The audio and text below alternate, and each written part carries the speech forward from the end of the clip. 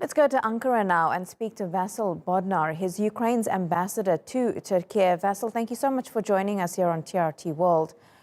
We heard a little bit there from Hassan about the strategy that Ukraine and Russia are now going to have to take in Mariupol in particular. How bad is that situation, not just for the civilians who are having to live through it, but for Ukraine's soldiers there too? The situation is terrible, but it is terrible for a long period of time when the city was besieged. And now civilians are suffering, and some of them are deported to Russia. As you have seen, that there was no humanitarian corridors and people couldn't escape. And Russians does not allow humanitarian assistance to be delivered to the city. As well, our soldiers, they are concentrated in some places and they continue to fight.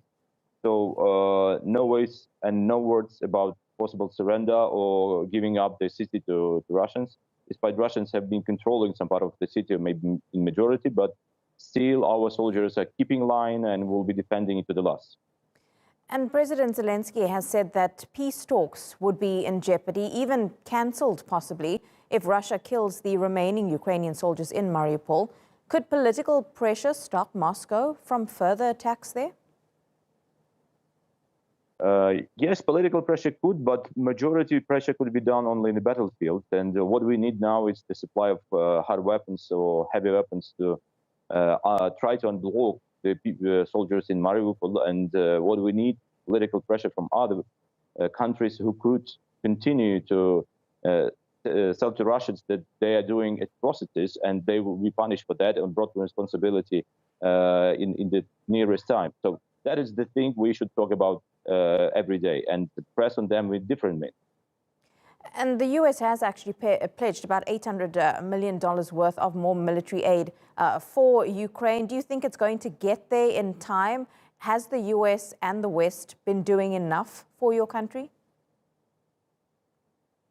Look, as you have seen these messages that we have been starting to receive military equipment from Western countries, but not only from Western countries. Eastern European countries are the first to help us with the heavy equipment.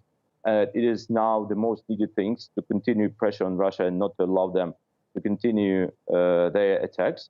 But still, it is not enough to win the war because still Russia has a superiority in the heavy equipment.